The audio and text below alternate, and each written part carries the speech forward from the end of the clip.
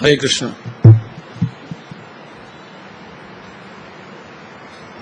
It is my good fortune that today's topic is health beyond fitness. Had it been health as fitness, it would be beyond my scope to speak today. If you expect somebody with 90 kilos and a giant personality walking in to speak on fitness, probably you would be disappointed. So fortunately it is health beyond fitness.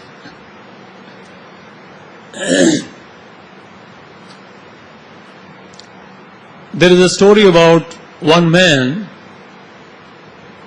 a very rich man, once traveled all around the world and died in a foreign land, but he sent a message to his son here that I have left a great fortune for you. And this man went the same way wherever his father had traveled all over, looking for that wealth, and in the process died also in a foreign land. So he was brought back and the last rites were performed, and they decided to bury him in his own property. And as they were digging in the backyard a hole for his grave, they struck upon a chest which contained all the treasure. So similarly, people all over are desperately looking for solutions to the burning issues in terms of political, social, personal, communal, and other aspects of life. And the whole treasure chest of timeless Vedic knowledge is presented in this 700 verses of the Bhagavad Gita. It's amazing that how practically the whole solution for everything that we ever wanted to know can be contained in such a few verses in such a comprehensive way.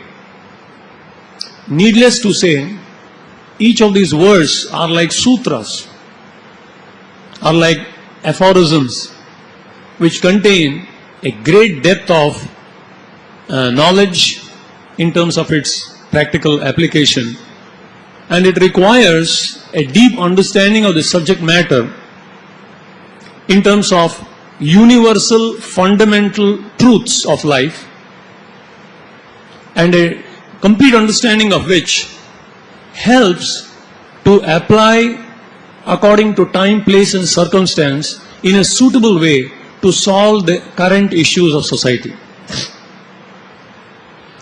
One of the burning issues that everyone faces today is health.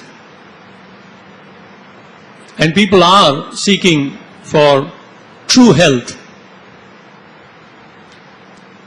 Generally, health in today's day and age, on a very superficial way, is seen as how healthy you are in terms of the biceps and the triceps, probably. If you look at the billboards, the advertisements, what's the psychology behind the advertisement? Advertisement means you have to promote something that you don't need, basically. You don't need advertisement for rice, dal, sabji, chapati. Advertisement to convince you that what you don't require. How effectively can you do that? That's the success. And to do that, they need to get your attention. They need to know your pulse, your heart. And therefore, look at the billboards. These people, highly paid people, if they want that thing to be successful, they need to know what is the aspiration of people. And once you know the deep-rooted aspiration of your heart, put up that, and behind that any product will sell. So that is the main thing. Generally look at a billboard. Since I was preparing this topic, I have been watching billboards for quite some time now. Quite a few days. So many interesting billboards I came across. But most of them show a very powerfully built person, whether it is an underwear, whether it is a vehicle, whether it is whatever, you name it, they have it. But it's produced by putting up a very powerfully built person with a cigarette dangling at a particular angle from his lips, the He-Man, and then he has his powerful arms around the slender waist of a beautiful woman, and then probably in another hand he has a goblet of a peg of favorite liquor. And one advertisement I saw is holding his girl and leaning against the tough vehicle, the rugged vehicle. It can travel anywhere. They show a mountain and standing there, and then kicking a man on his belly, throwing him out. So this product will make you that. Now what's so great about it? What's the message behind this? The message behind this is, you will be powerful, you can control things, and you will be the real enjoyer of life if you buy this product. That is the subtle message. If you have this vehicle, practically you can go anywhere, anytime, conquer. Then you're powerful, you are the controller, you are the enjoyer. People will just look at you and then follow you. So that's the message. So simply by looking at it, the aspirations of the people can be known. And the mere fact that products are selling nicely shows that that's successful. That's what the aspirations is. Otherwise, how would people spend so much? So, the point is, in the Bhagavad Gita, it says, what is the nature of a demoniac civilization? What is demoniac? Demoniac means they have a particular nature, they have a particular philosophy, they have a particular mentality and attitude, they have particular actions. By that you can find out, Dvaubhuta sargau lokesmin daiva asura evacha. One is demoniac, another one is favorable. Favorable means they accept an authority, they accept that behind this purpose, behind this creation there is a purpose, there is an intention, there is a universal fundamental law of nature, and anyone who tries to transgress the law, there is going to be tremendous reaction. That is Sura, who are obedient to the laws of nature. While the demoniac means they want to conquer the laws of nature, go against it and still find happiness. So their nature is, they are unclean in terms of their mentality, in terms of their dealings, in terms of their activities, and in their thoughts. That is the contamination within their heart of hearts. And untruthful. That means they conveniently change their philosophy according to time, place to suit their own needs. They justify their activities by a suitable philosophy. it is self-centered. So, what's the philosophy? Actually, there is no God in control. You are the controller. You are the proprietor. You know it, you can manipulate it. You study nature, understand its functioning, and manipulate it and use it for your enjoyment. And what is their mentality? Their mentality is highly egoistic, very proud, and anyone who, subtly touches their ego, they become very angry. They think they are the controller. Ishwaroham, aham bhogi, siddhoham, balavan, sukhi. Ishwaroham, I am the controller. Everything, I can easily put things under my control. Something is wrong, don't worry. We have solution for it. Aham bhogi, I am the real enjoyer. Siddhoham, we are perfect. What we are doing is perfect. And balavan, we are powerful. Individually, collectively. And sukhi, we can give you real happiness. But unfortunately, we find that their actions, they cause destruction, they are horrible, they are very painful. And the result is, they create a hell. Hellish situation within and hellish situation without. So, Kali Yuga means it is a day of packaging industry. More than important than the product is how you package it. And if that is good, anything can be sold. Superficiality is given more importance. Externals are given more importance than the substance, than the principles. So, what is, according to the Bhagavad Gita or the Vedic conclusions, but Gita doesn't mean simply a Hindu scripture. Gita means it is essence of the Veda. Veda comes from the root word vit. Vit means to know, and Vidya means knowledge. And knowledge means it is applicable for all people at all times under all circumstances. That's truth. So it talks of universal fundamental truths. So according to the Gita, what is real health?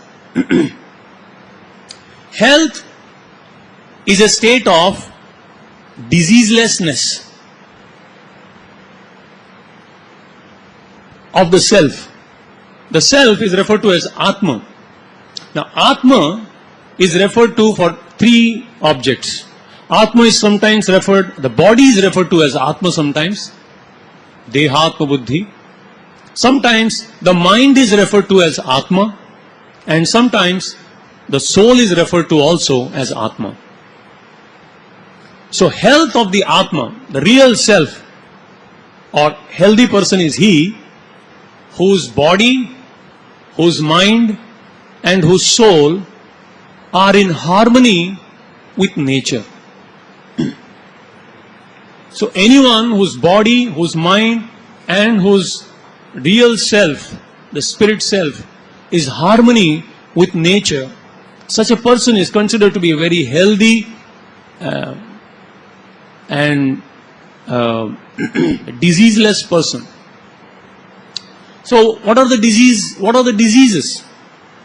Diseases of the body, tan rog, diseases of the mind, manorog, and diseases of the spirit, bhavarog. So a person who is free of tan rog, manorog and bhavarog is considered to be a very healthy person. He is enjoying true health, vibrant health. But today, health is generally considered to be only external health of this gross body alone, which is important, but that's not the all in all. In fact, in order of importance, the latter is more important than the former. More important than the health of the body is the health of the mind. according to the... Why? How do we say? What's the proof that mental health is more important than the bodily health? Generally, who doesn't want to have a good healthy body? People are ready to spend millions to keep the body fit, isn't it? People spend so much money simply to keep their body fit. No one wants to lose their health. But when a person is mentally disturbed, he doesn't mind giving up his body, committing suicide. Who is a person who would like to give up his body? Body is so dear, will spend great amount simply to protect even one part of it. No one wants to lose even a single part of the body. But a person sometimes is so mentally disturbed, for him, living one moment is more painful than the whole life. And therefore, for him, death is the solution of all problems. People commit suicide just because somebody failed in an exam or got 2% less than what he was expecting. People commit suicide. Students commit suicide. In particular organizations, schools, colleges, they have locked up the terrace, especially during the result time. In Mysore, where I did my post-graduation, during exam time, there is a lake. Near that lake, they would put security guards. Sometimes, janam ke saathi, both friends would come, hold their hands and drown themselves to give encouragement to each other. So it's a fact that mental health is any time more important than the bodily health. And that doesn't mean that I am belittling the body. But the fact is this: the subtler the thing, it's more powerful, more important, more essential for it to be properly maintained. According to the WHO, the World Health Organization, the greatest problem in this century, in this day and age, is not cancer, is not AIDS, is not hepatitis A, B, C, D, whatever. It's actually mental stress and mental disorders. I have got some statistics, shocking statistics. Lucky in India we don't have good statistics. Otherwise people would faint. Anyway, but Americans are very good at, presenting statistics. According to the recent statistics, 19 million adults in the US alone are facing depression. And $43.7 billion are spent every year simply for solving depression problems. This is only one of the various types of mental problems. 5 lakh adolescents from the age 15 to 25 years, that's exactly the PRERANA group, attempt suicide every year. More of them actually seriously consider sometime or the other in their life, especially during this time, 15 to 25 years. And 5,000 of them are successful, unfortunately. It's a fact. Today, seriously people are considering counselors in schools. People become so different. Recently, I heard in Bangalore, my classmate, this lady is a Kurgi lady, she stays in Bangalore. She had come recently to meet me. She told me she had a neighbor whose son is in the 9th standard. He's also a Kurgi boy. He went to the school, came back and told his mother, Mama, my teacher has given me some homework. I'm not going to do it because it was not my fault. She's pushing me. And she rang up and the teacher said, no, he has to come, otherwise he can't come tomorrow. And he was very much disturbed. So she said, no, you have to do better. You have to do it. And he went inside, locked the door, and they heard a loud bang. Then she opened the door, broke open the door. He had shot himself dead. Because his father is a military, an army man. He had kept in the drawer this gun. He just shot himself. Just because his ego, he couldn't accept.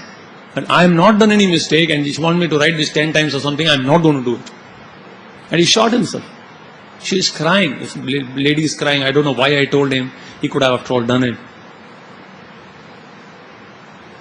It's because of this illusion, some kind of illusion, some kind of egoistic, some kind of whatever stress. People are stressed, tremendously stressed today. Now what is stress? Just like we have this beautiful instrument, tanbura, lying here.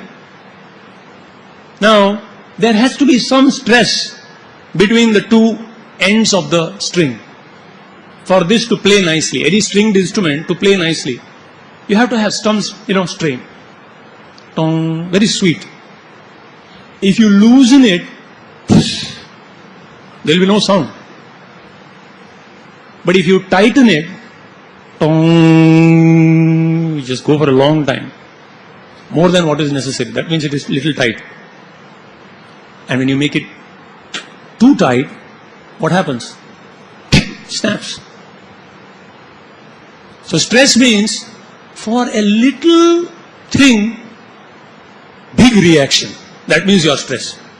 One little twitch like this and for 1 week you are just going on and on about it. Sometimes parents say this, and the children complain, what is this, I just showed this and you're just shouting like anything. What did I say? People are so stressed out, some little stimulus and big reaction. Then you should know you're under stress. If practically some little thing is a big reaction. And people are stressed out. Little failure in examination, that's not the goal of life. There's something much more to life. This shows the ignorance. This shows wrong priorities. And therefore, people give up the most precious human form of life. What is the use of building all of this health simply to just commit suicide one day? So, it's much more.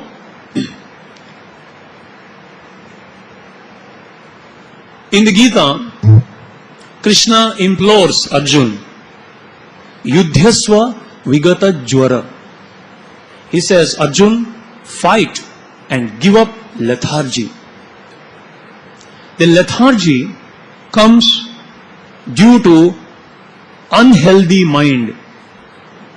Just like there are some viruses and bacteria which when they affect, they cause imbalance of our health. Similarly, there are subtle bacteria and subtle viruses which when they contaminate our mind, makes the mind very unhealthy. What are these?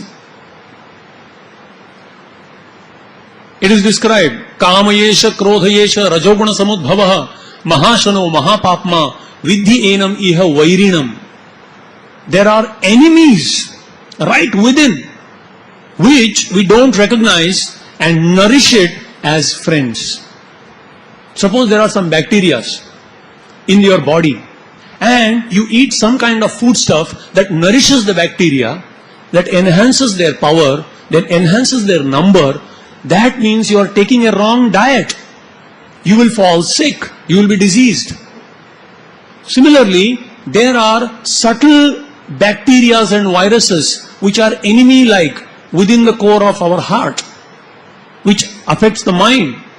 If you are not aware of these signs of these subtle bacteria and viruses, and in ignorance we nourish it and we cultivate them, then that leads to greater mental disease. And that causes the ultimate death of the living entity. Either slowly over a period of time or one stretch, one quick, by jumping over or doing something nonsense. So, what are these enemies that attack? The first is, Krishna says in the Gita, Kamayesha. It is lust only which is the all-devouring sinful enemy of the living entity. What is lust? It is actually the pure love of the soul which is pervertedly manifested instead of rendering selfless service, which truly satisfies the self. In ignorance, in illusion, considering the body to be the self, a person becomes very selfish and is ready to do anything to fulfill that desire, which arises out of the lower self. And such a person doesn't mind acting in a very shameless way, in a very cruel way, just to satisfy that. Even a person who is acting knows, but he just can't control himself. Arjuna asks, Atha kena prayuktoyam papam charati purushaha anichannapi vasliya baladiva niyojita. He says, impelled by what, O Krishna, is a man forced to perform sinful activities even though he knows it is not to be done, pulled as if by force. Then he says, this is Rajo and Tamoguna, and from which arises lust, anger, greed, etc. Lust for power, gross lust may manifest for illicit sex. A person does shameless activities simply to satisfy the immediate desires of the base self, for which he suffers rest of life. Even top leaders of nations have suffered and been deprived of their glorious service to humanity simply because they fell prey to the disease of the infection of this lust. And then there is anger. Anger, as they say, is one letter short of danger. D-anger. D-A-N-G-E-R. It's a momentary madness. A person filled by anger, his chest becomes, eyes becomes red hot, chest becomes heated up, and he loses control. That's a disease condition. And he says something, he acts in a way, or he does something for which he suffers for the rest of his life.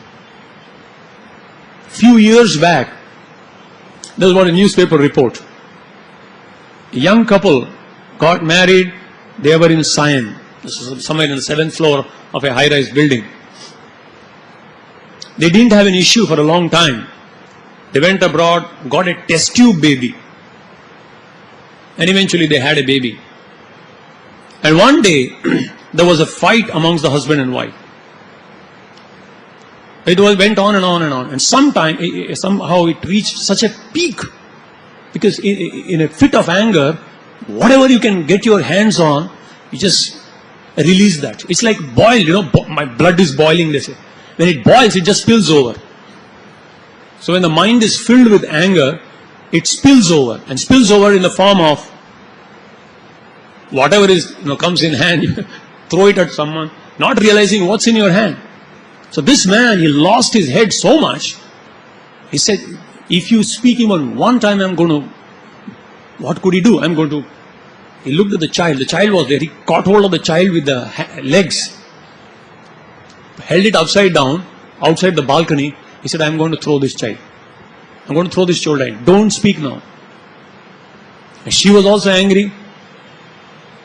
She said, wow, do you think it's only my child? Your child. Do any damn thing you want. And she went on, blah, blah, blah, blah.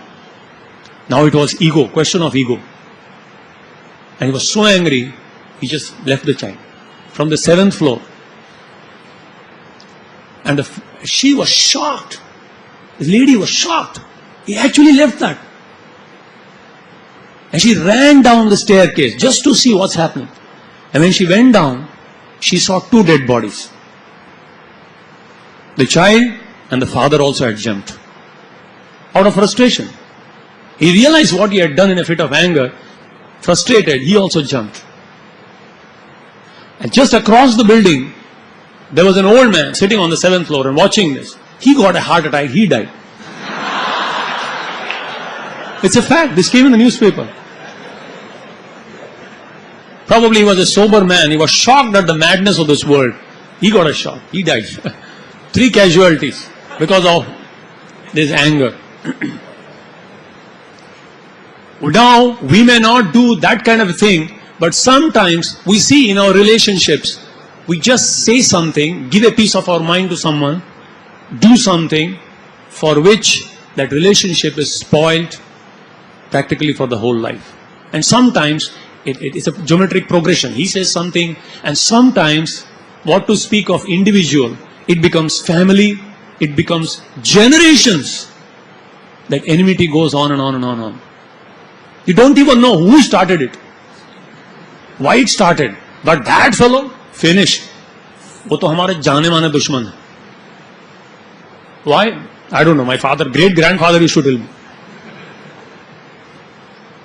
In Bombay trains, you see this, practical self-realization in the local trains. One time I was traveling by train and one fellow got up just to take his pulse off, takes ticket or something. When he sat down on somebody else's lap. So that fellow, pushed him. And he said, no, this is my plane. No. Both, he just caught his collar and lifted him up. And they started fighting over the seat. No third person could dare sit there. So, from Grand Road to Matunga Road, 4 or 5 stations, fighting over the seat. Then one fellow had to get down at Matunga Road. So he caught hold of that fellow and pulled him out. And they continued to fight, and the train left. So they were continued to fight over the seat which is already gone. They forgot why it began. Then it came to something else. Your family, my family, this went on.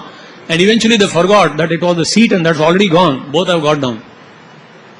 So that's like a continuity of the chronic disease of anger. Greed. Greed is something which the more you have, the more you want. But you don't have proper understanding of what's the ultimate goal of life, what's actually worth acquiring, how much do we actually need. There's a saying, there is enough in the world for everyone's need, but not enough for one man's greed. We hear of a person, all of us know whom I'm talking about, who had 12,000 crores. How many of us aspire for becoming a crorepati? This man had 12,000 crores. He was not satisfied with that and he went on and on and on and on and doing any kind of things just to amass it. Eventually it came to a point when ultimately he was caught up and put in the prison, and out of frustration, misery, jail after jail, because he had so many cases, he died. He was a heavily built fellow, physically very strong, but he died at the age of 46. I know I have so many examples, but we are discussing about the solution, not the problem. However, the problem must be understood, because if you don't understand the gravity of the problem, nobody will be inspired to understand what to speak of applying the solutions. Therefore, I think half of the time is justified in explaining the problem. And then, envy is so deep-rooted. It's like a negative energy within your heart which you are cultivating. I was recently traveling in a taxi, and there it was very nicely written, जो लोगों से जलता है वो खुद को जलाता है. जो लोगों से जलता है वो खुद को जलाता है. Because actually envy is a negative energy being cultivated in the heart which is self-destructive. Just like we hear of the story of Duryodhan. Yudhishthir was really trying to, set things up and all that. But Duryodhan was so envious. He just couldn't tolerate somebody else. That's because lack of understanding of, there is a law, it works. Everyone has to get their quota. And sometimes unnecessarily people become so envious, and that creates so much of misery and indirect psychophysical symptoms. Today most of the people have some symptoms for which the doctors are scratching their heads and say, X-ray is normal, ECG, everything is normal. You have no problem. No doctor, I have burning sensation here, this, there, everywhere. Vepatushya sharire me roma harshasya jayate. Not Gandivam, what do you say? Office bag, samsrate hastat, tvakchaiva paridahyate. My skin is burning. All these symptoms are manifested for no reason, because it's actually a mental disturbance. So, suffice it to say that mental problem is much more actually serious than in the Gita it says, why mental health is much more important? Because eventually one may give up the gross body, but it is the mind which is responsible for what kind of body you receive in your next life.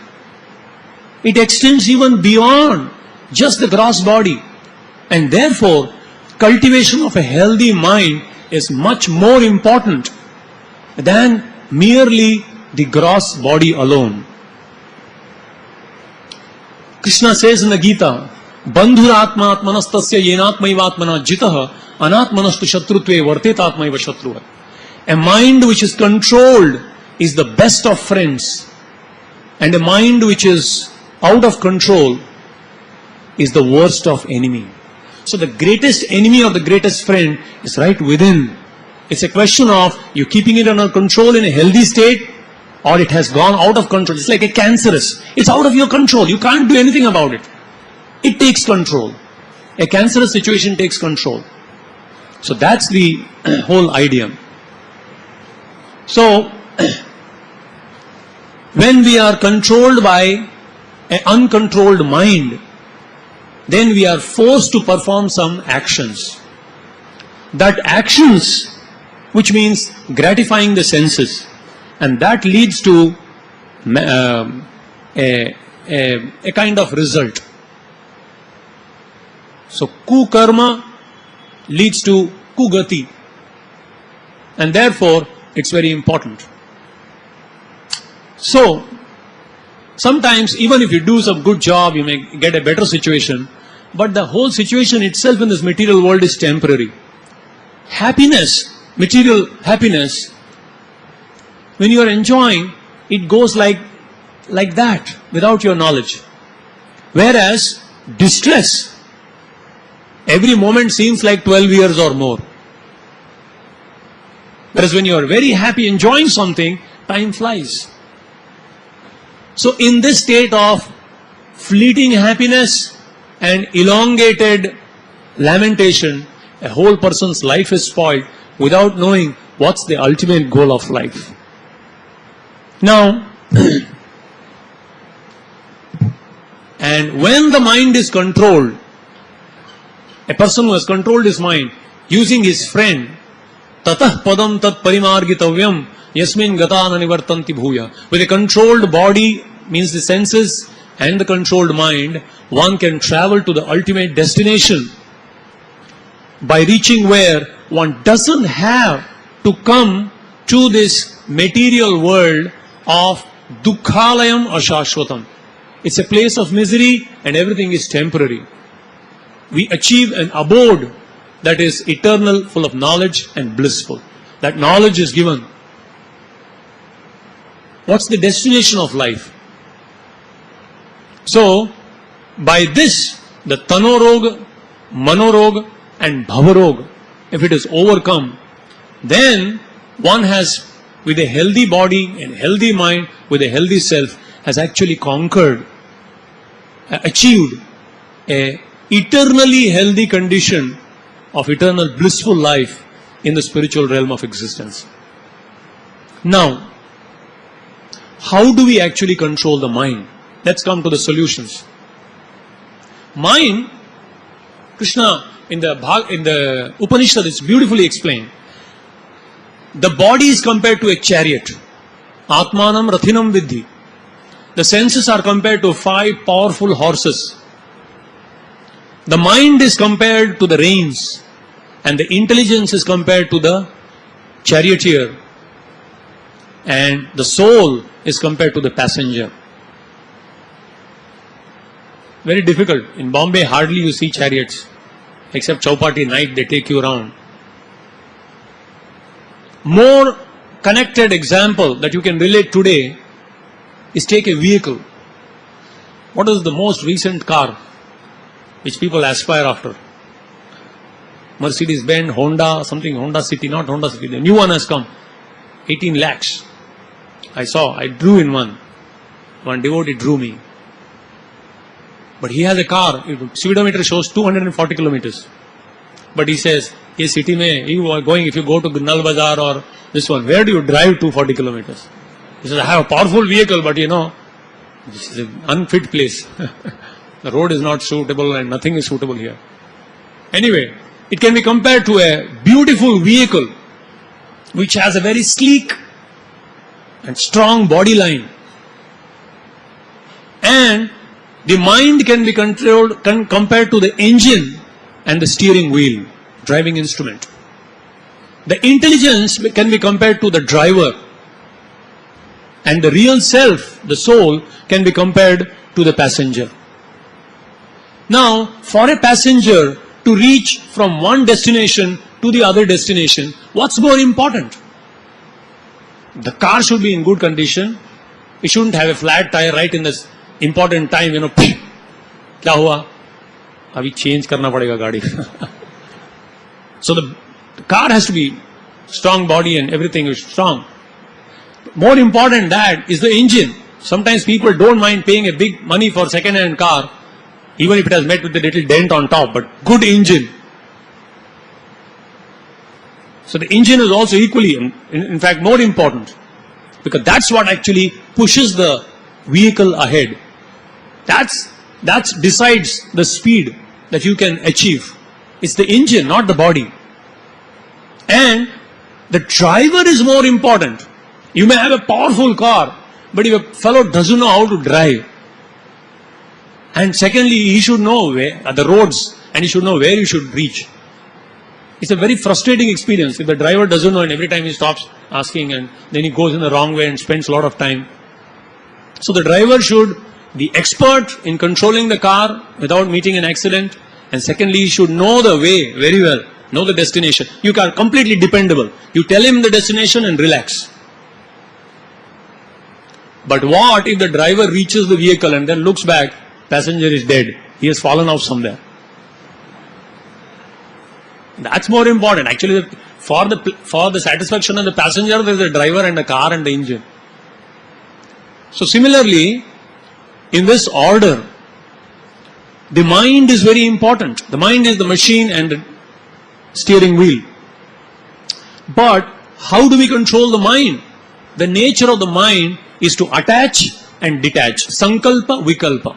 The mind has only two language, like a computer language, 0 or 1. It has only I like, I don't like. It has no understanding, it has no head. It just speaks only two languages, I like, I don't like. But the intelligence has two functions: discrimination and determination. Asanga shastrena dridhena chitva. Only by detachment and determination can one actually reach the ultimate goal of life. Use this gift of the human life to achieve what it is actually meant for. Self-realization. So, what is this discrimination? Discrimination from asatoma sadgamaya, tamasima jyotirgamaya, mrityorma amrutangamaya. Discriminate the insignificant from the important. Discriminate the temporary from the permanent. Discriminate valuable things from invaluable things and discard them. So through intelligence, one has to determine that satisfying the gross senses with the objects of the senses, which is seemingly nectar in the beginning, is going to be poison in the end. Therefore, I scrutinizingly discriminate, not this, not this. It is maybe pleasing to the senses, it may be pleasing to the mind initially, but I give it up. That's discrimination. That's detachment. Detachment doesn't mean to leave everything and go to the Himalayas. Detachment means whatever is favorable, I will adopt it. Whatever is not favorable, I reject it. The students may have this experience. Just before examination, they start using their discrimination. I have only 7 days, so many topics to be covered, so much time at my disposal. Amazing concentration they get. They devour books like this. And every student, really sincere fellow, thinks, if I study like this from the next year beginning, this is confirmation. I will easily get first rank. Easily. But the moment the examination over, tension is gone. अभी एक और साल है ना. You will postpone it. Why? Because you know, time is less, I have so much to cover, time management, object management, subject management, everything is managed perfectly. But the moment the pressure is off, finish, no discrimination, relax. So the pressure is off. So little of that stress is good. And discriminating, you know, what is human life? Human life is a facility with some ability and some time at our disposal. It is a facility, it's a vehicle provided with some ability, this much capacity, this much speed, this much whatever, and some time at your disposal to reach a goal. Every moment is important. This facility must be used, not overused, not abused. And then ability. The ability must be understood first of all. What abilities we have? It's amazing. Some scientists say that one scientist was asked, what's the secret of your success? He said, 1% inspiration and 99% perspiration. Hard work. So that ability must be utilized and the time at your disposal. So that must be understood. Discrimination means what's favorable, what's not. Our great Acharya Bhakti Siddhanta Saraswati Thakur would say, early morning, beat your mind with shoes 100 times. And just before going to bed, beat your mind with a broomstick 100 times. That means his suggestion is, on the two sides of your bed, have a broomstick and a slipper. Before bed, after getting up. So somebody said, really you mean we should do it? If you can do it, well and good. But try to understand what it is. First thing in the morning, you have to beat your mind and say, you fool, you may have so many priorities under the subordination of the senses. But what you really need is this. Don't do this. And do this. That's like beating the mind. And before going to bed, analyze, take an inventory. You should have done this, but you did not do this. You should have done this, you did not do this. So that's like taking an inventory. Some people do it only once a year. New Year's resolution. And that lasts till January 25th. Christmas Day, everything is finished. All the resolution, dissolution, no solution. But that determination is lacking. And how do we get determination? So discrimination comes by associating with those who have this knowledge of what is what, the science of things as they are, by scrutinizing study of absolute truth in the association of like-minded people, can a person develop discrimination? And then how do we develop determination? Determination comes by associating with those who have determination. You become what you associate with. Even a very determined person, if he has a wrong association, can potentially, it is a question of time. I had a friend of mine, a lot of money, because his father was doing this bottle business. In his school days, he would carry about 150, I'm talking about early 70s. He would carry 150 rupees a day. This was his pocket expenses. He would introduce. And then he would take his friends to the bar. And he would get all his homework done by them. Homework karke dikha dena teacher ko. And he would take them to the bar. And one fellow was doing good work and he was just going with him. And I won't drink, I won't. For months together he would go, but he wouldn't get involved. But one day he pushed him. Take a beer. Take one sip. Ladies drink hai. Kuch nahi hota. And that's how he started. First was a free sample. Then he said, now you have to fend for yourself. So eventually it starts. What we associate, we become. And by reading the lives of those who exhibited determination, we can actually develop this. And with a determined and discriminatory intelligence and controlling the mind, one can actually achieve the spiritual knowledge. And acting on that knowledge, one can achieve the the kingdom of God or the spiritual world. But then, as the saying, there is a saying that goes, healthy mind in a healthy body. One cannot be strongly determined for a long time if he is chronically sick. It's very easy to fall into illusion and lose our determination, lose our discrimination if a person is constantly sick. Chronic sickness completely diffuses the enthusiasm of a person. Therefore, it is our responsibility to make sure that the body is always in a fit condition. Not more than what is necessary, not less than what is necessary. So the secret of good health is given in one verse of the Bhagavad Gita, 2 verses in the 6th chapter. Give up extremes and adopt moderation. This is the secret of good health. Give up extremes, adopt moderation in everything that we do.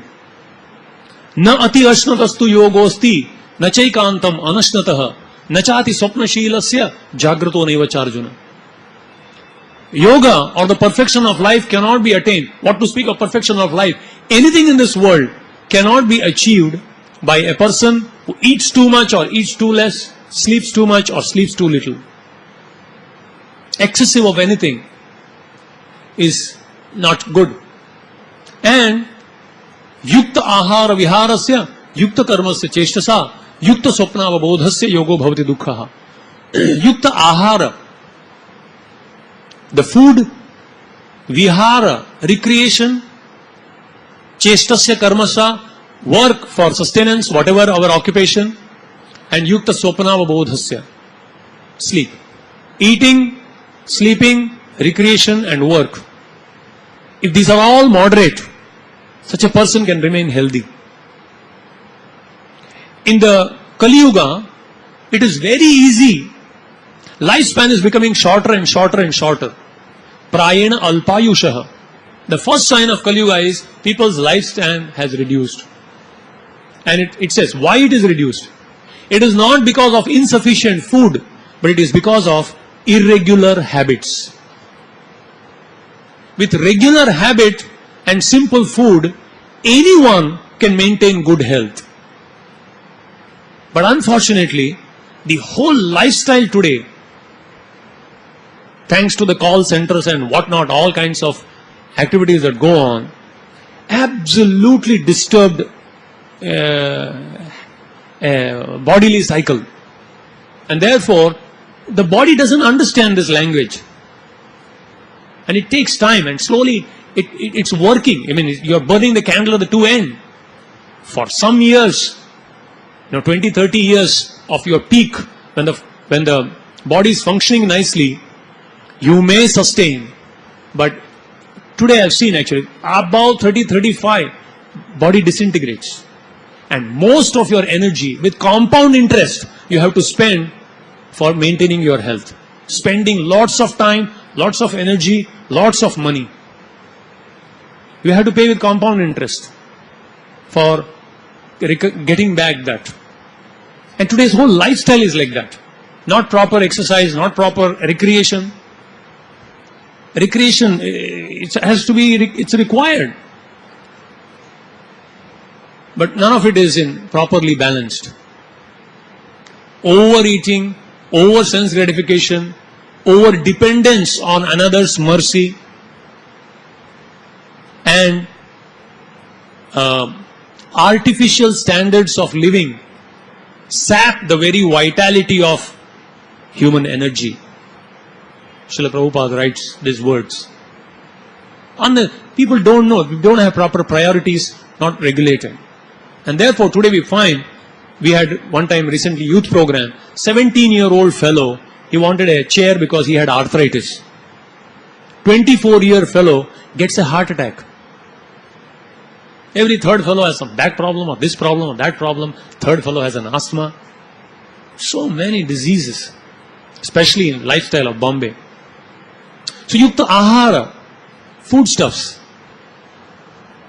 Krishna explains in the Gita, what exactly is proper foodstuff?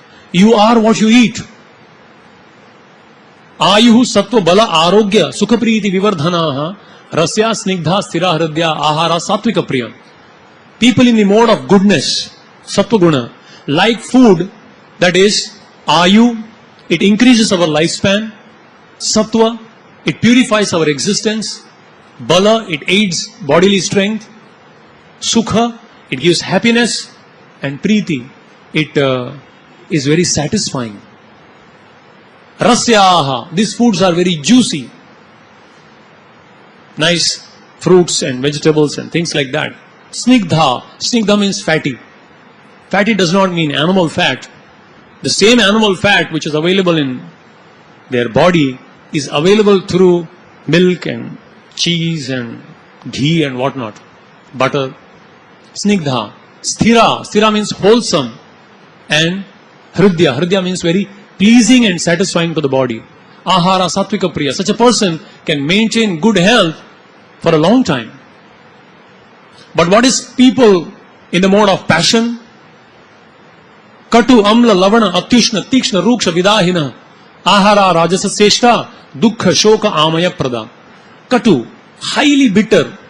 Amla, sour, highly sour. Lavana, highly salty. Atyushna, very hot. Tikshna, highly pungent. Ruksha, dry. And vidahina, it burns. It burns when it goes in, it burns when it comes out. That food is in the mode of passion. Dukkha, shoka, amaya, prada. It causes distress, it causes misery, and it causes diseases. Why all over the world, even the Western world, today it's a fashionable to turn to vegetarianism, turn to organic foods. It's the nature. The farther you go from nature, the harder the knock you get. And you have to come back to nature. Again, history repeats itself. You go try all nonsense, try some newer and newer things, get a kick on your face, then come back. Eventually now, everyone is thinking of natural. Recently I read an article in Sunday magazine. Drink from copper vessel. Grandma's solution, very good. And so many advantages. Why you have to come back? Because that's the nature. The more the body, the mind and the soul is living in harmony with nature, the more you will be happy, blissful and achieve the goal of life. Aha. So ahara. And what is the food in the mode of ignorance? Yatayamam gatarasam puti paryushitam chayat uchchistamapi chamedhyam bhojanam tamasa priyam. Yatayamam, 3 hours after it is cooked. When was Prerana's prasad cooked? It is offered to Krishna, it is a prasad. That's transcendental. Sometimes people get 1 month later, this is Tirupati prasad. Oh, no problem. Because it is transcendental to the modes of nature. So, Yatayamam, Gatarasam, tasteless. Puti, foul smelling. One time I went to Kulaba market, for Harinam Sankirtan. And we went to a street where they were selling fish. And I saw ladies with baskets coming on Sunday morning to buy fish with a hanky on their nose. Kitna? 2 kilo. Jaldi. Jaldi, jaldi. If they're buying something, can't tolerate. Foul smell. But they pay to get it. Puti. Puti means foul smelling. Paryushitam, decomposed carcasses. Uchishtam, things that is left over, put in the fridge and again taken back. Eaten, those remnants are put back. Uchishtam jabi amedhyam. Amedhyam means untouchable foodstuffs. Bhojanam tamasa priyam. It's liked by people in the mode of ignorance. So, you are what you eat. Food is for 3 things. It's to increase lifespan, aid bodily strength, and purify one's existence. That's the only purpose of food. And actually, according to Ayurveda, food, if you know the nature of your body and if you know the nature of the foodstuffs, each food has a particular nature. If you know the nature of your body and if you know the nature of the foodstuff, you will never fall sick. And even if you are sick, you can enjoy your senses and still become healthy. If you have some problem, if you have some diseases, there are food combinations. Your food can be your medicine if you know when to take, what to take, how much to take, in what proportion, in what combination. People had this. You don't have to, stuff yourself with so many chemicals, which is like you want to kill Saddam Hussein and you bomb the whole Kabul, whatever. What is that area? No, not Saddam Hussein, sorry. No. Osama bin Laden. They bombed the whole that area. So it's like one tumor is here, then you bomb the area, the whole thing is destroyed. And to recover that, you have to take so many other diet and things. Please, I am not against allopathy or homeopathy or this pathy or that pathy. We are against whatever is unfavorable and whatever is favorable. Everything has its utility. Everything has its utility. But you should know when to use what to what extent.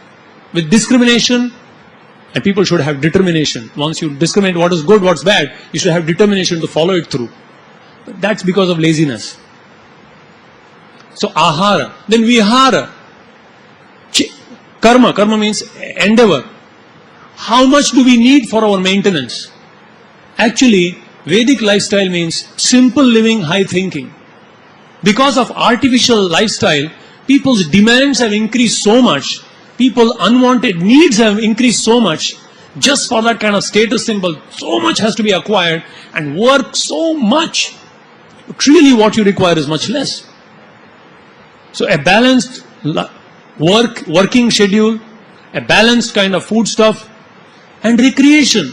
People need some kind of walking, some kind of... If you don't do it, you will forcibly have to do it. Early morning you go to Marine Drive. Hundreds of people walking early in the morning. They must have never risen before 8 o'clock. But you see them walking. 1 hour. Why? The doctor has said, do or die. You have to get up at 6 o'clock. A fellow who has never seen sunrise gets up in the Brahma Muhurta. Why?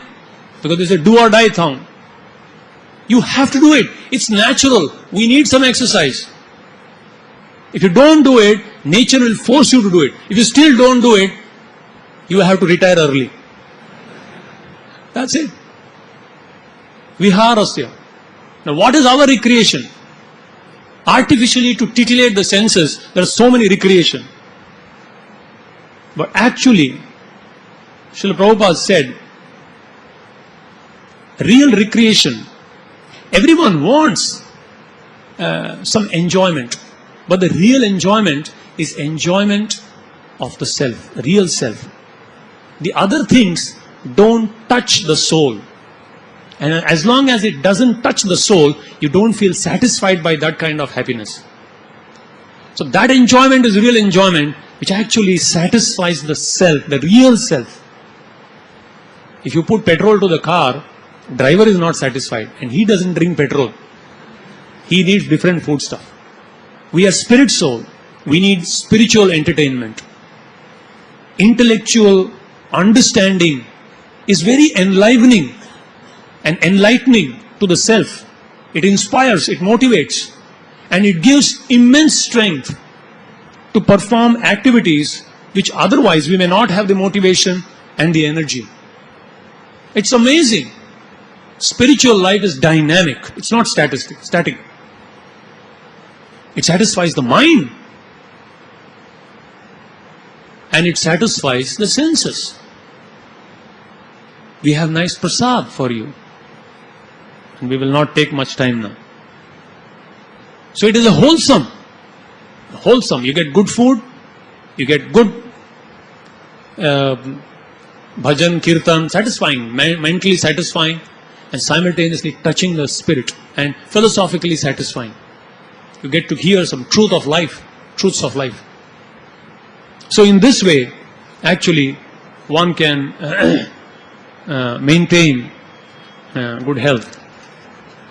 So, and then of course, sleep. Sleep is said that approximately 6 to 6.5 hours is the requirement of the body. I see some worried looks. If it's a physical work, it may need a little more. But then otherwise, for a sedentary lifestyle, some kind of activity, 6 to 7 hours. More than that is taking away your vital energy. The whole idea of sleep is to maintain alertness throughout the rest of the day. That's exactly what you need. More will put you in a mode of ignorance for the rest of the day. Less, you will not be alert. That's the balance. How to remain alert, to do the activities in proper consciousness. Always being aware, why are we doing what we are doing? Very purposeful, meaningful activity. Not whiling it away and not unnecessarily using time and energy in an unwanted way. In this way, and the more we give, the more we receive. This is a secret. Selfless service attitude can give a satisfaction that nothing of this world can give. It's all up to us. It's available. This is health. So in conclusion, real health means when the body, the mind and the spirit, the real self, the soul, is working in harmony with nature. And a diseaseless condition means a body that is free of physical diseases, mental unwanted contaminations, and lack of or rather to acquire spiritual knowledge and awareness of the destination and moving towards that without laziness. This is real health. And a person who has this is actually a very great and very fortunate person. And someone has this access and still misuses or just neglects. There is no more unfortunate person than this person. Suppose somebody has a diamond and he never recognizes it as a diamond and he loses it. He's not so unfortunate because he never realized its value. But having caught the diamond and known its value, because of carelessness, if we neglect and ignore, then there is no more unfortunate person than that. So therefore, Krishna requests, this is Bhagavad Gita's request, and this is the great Acharyas, they're imploring us, having got this precious human form of life, do whatever is necessary to maintain a vibrant physical, mental and spiritual health, and utilizing every moment of our life, use it to achieve the highest destination. Otherwise, we will become unfortunate. Thank you very much. Hare Krishna. Krishna, I have got two questions. One at a time. Okay. The first question is, everything is temporary out here. So if we do any pious activities, we are promoted to higher planets, but that is also temporary. Once that pious activities finishes, then we again descend down. Then how is not that temporary?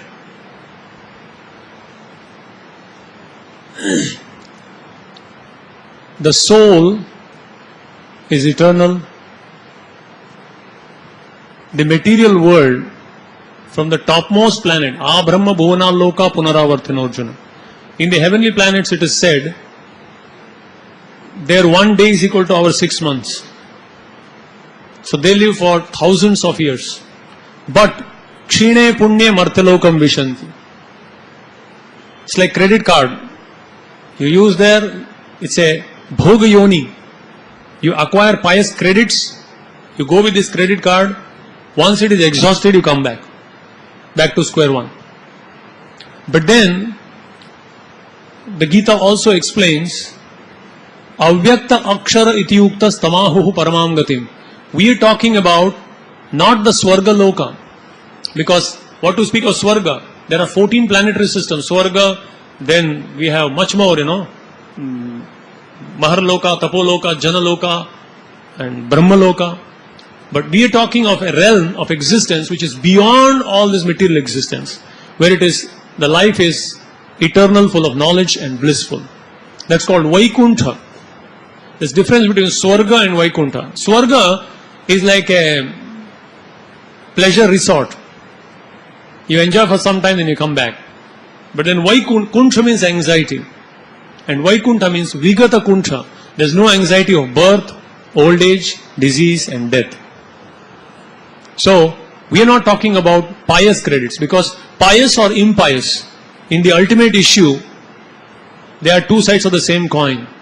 Because they keep you in this prison house of material existence.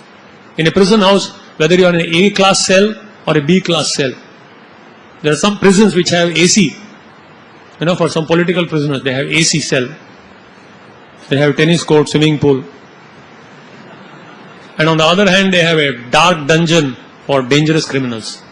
So somebody aspires from that situation to a better situation in the prison house. It's prison house nevertheless. But intelligent is he who comes out of the prison house. So we're talking about the spiritual world, not of a advanced material existence. Does that make sense? Is it clear? Very much. My next question is, are ladies or Matajis less intelligent to take up Vedic classes and all? Like only Prabhujis take? Are they? Is there anywhere written in the Shastras that if a lady thinks she's a lady, then she's less intelligent? No, in school, colleges, lady professors takes up, like in schools we have lady teachers, professors, but in Shastras is there anywhere written that they are less capable of it? Spirituality transcends the bodily concept of life. Spirit soul is equally Satchid Ananda, eternal, full of knowledge and blissful. We may have top scientists who may not understand the difference between matter and spirit, and we have a completely angutha chap, some illiterate fellow having faith, taking up spirituality through spiritual intelligence. Material intelligence is totally different from spiritual intelligence. And spiritual intelligence, dadami buddhi yogam tam yena mam upayante. Any sincere soul has access to this spiritual intelligence. There's no material barrier to achieving spiritual perfection. Yeah? Does that answer your question? Yeah. Hare Krishna, Prabhuji, you told about determination, but please tell about the determination and hard-heartedness. Because many times you couldn't understand what is the exact determination and hard-heartedness. Means people, I saw many students, they are determined in their things, but many times students thinks that he is a hard-hearted person or like that. Then that is what is the exact parameter for determination, something like that. Your question is, what is the difference between determined person and a hard-hearted person?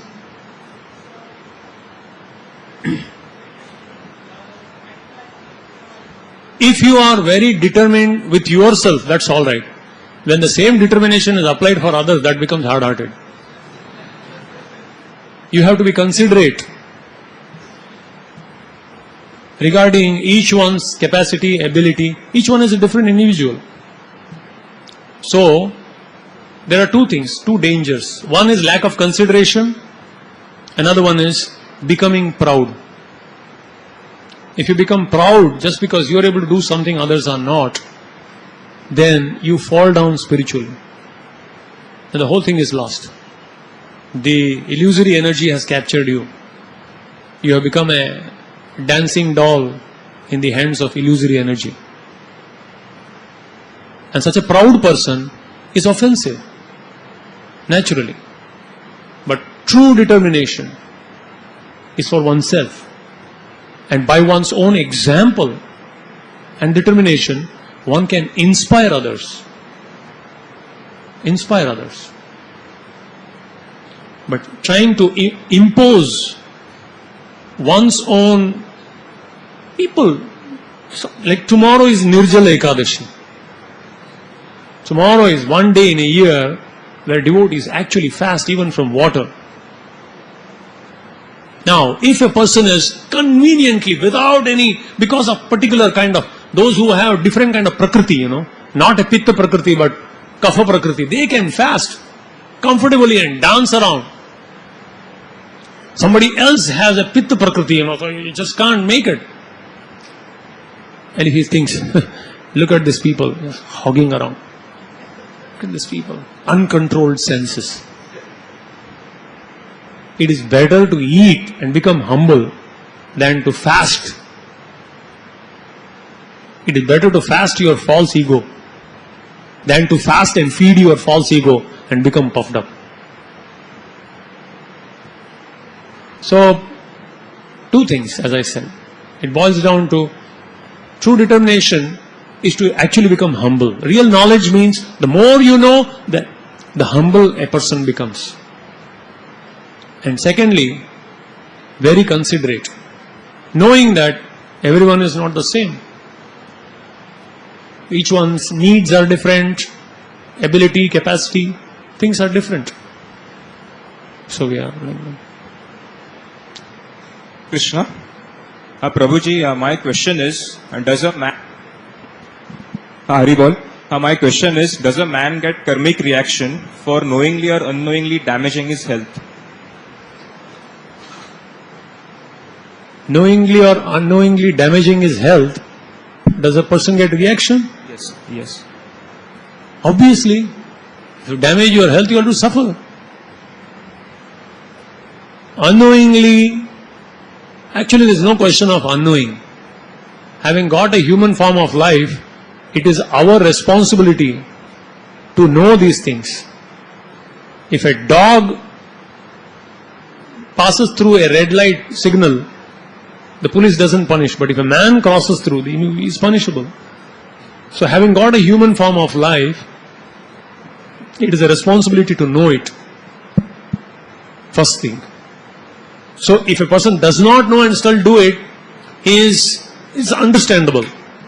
But knowingly if someone does, the reaction is going to be obviously more. Surely, yeah.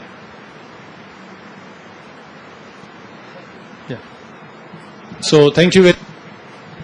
I wish you pink of health for all time to come. Hare Krishna.